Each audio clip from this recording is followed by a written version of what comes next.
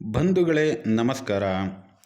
ಒಬ್ಬ ಆಟೋ ಚಾಲಕ ಹಸಿವು ಎಂದು ಯಾವುದೇ ವ್ಯಕ್ತಿ ಭಿಕ್ಷೆ ಬೇಡುತ್ತಾ ಬಂದರೆ ಅವನು ಆ ಭಿಕ್ಷುಕನ ಹಸಿವನ್ನು ನೀಗಿಸಬಲ್ಲ. ಏಕೆಂದರೆ ಅವನು ಕೂಡ ಬಡತನದಲ್ಲಿ ಬಂದಿರತಕ್ಕಂತಹ ವ್ಯಕ್ತಿ. ಅವನಿಗೆ ಹಸಿವು ಅಂದರೆ ಏನು ಎಂದು ಅರ್ಥವಾಗಿರೋದ್ರಿಂದ ಹಸಿವು ಕೂಡ ಒಂದು ದೊಡ್ಡ ಕ್ರೂರಿಯಾಗಿರೋದ್ರಿಂದ ಆ ಒಂದು ಬಡತನದಲ್ಲಿರ್ತಕ್ಕಂತಹ ವ್ಯಕ್ತಿಯ ಹಸಿವನ್ನು ನೀಗಿಸಬಲ್ಲ.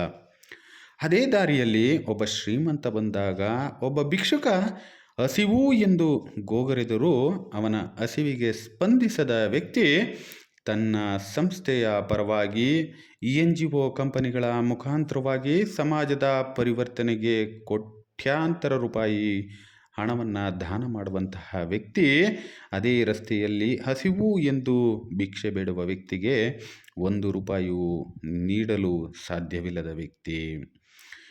ತನ್ನ ಸಂಸ್ಥೆಯಲ್ಲಿ ಕೆಲಸ ಮಾಡುವಂತಹ ನೌಕರರ ಕುಟುಂಬಗಳು ಕೂಡ ಇವತ್ತು ಎಷ್ಟೋ ಬೀದಿಯಲ್ಲಿ ಬಿದ್ದಿವೆ ಎಂದು ತಿಳಿಯಲಾಗದ ಶ್ರೀಮಂತ ಉದ್ಧಾರ ಮಾಡುತ್ತೇನೆ ಊರನ್ನು ಎಂದು ಹೇಳಿಕೊಂಡು ಓಡಾಡುತ್ತಾನೆ.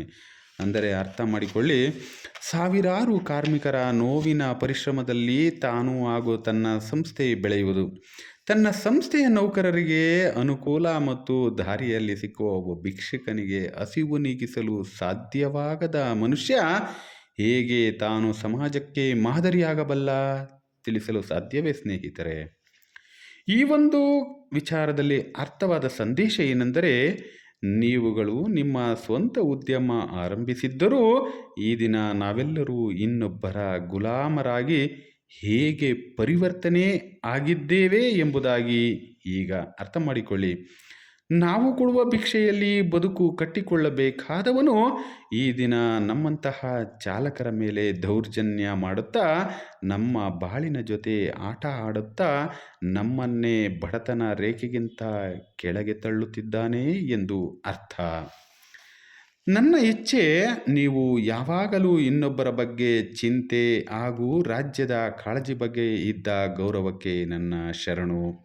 ನೀವು ಇನ್ನು ಮುಂದೆಯೂ ಇನ್ನೊಬ್ಬ ವ್ಯಕ್ತಿ ಹಸಿವಿನಿಂದ ಬಂದಾಗ ಅನ್ನ ಕೊಡುವಷ್ಟು ಮಟ್ಟಕ್ಕೆ ಬೆಳೆಯಬೇಕೋ ವಿನಃ ಇನ್ನೊಬ್ಬರ ಬಳಿ ನನ್ನ ಹಾಗೂ ನನ್ನ ನಂಬಿ ಬಂದಂತಹ ಬಡ ಕುಟುಂಬಕ್ಕಾಗಿ ರಸ್ತೆಯಲ್ಲಿ ನಿಂತು ಭಿಕ್ಷೆ ಬೇಡಬಾರದು ಎಂದು ಇದನ್ನು ಅರ್ಥ ಮಾಡಿಕೊಂಡು ಚಿನ್ನವನ್ನು ಕೈ ಬೆರಳಿನಲ್ಲಿ ಹಾಗೂ ಚಪ್ಪಲಿಯನ್ನು ಬಾಗಿಲಿನ ಬಳಿ ಬಿಡಬೇಕು.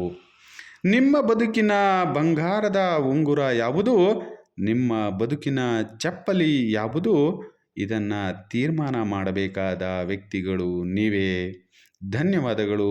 ನಿಮ್ಮ ಪ್ರೀತಿಯ ಸಂಚಾರಿ ಸತೀಶ್ ಕನ್ನಡಿಗ.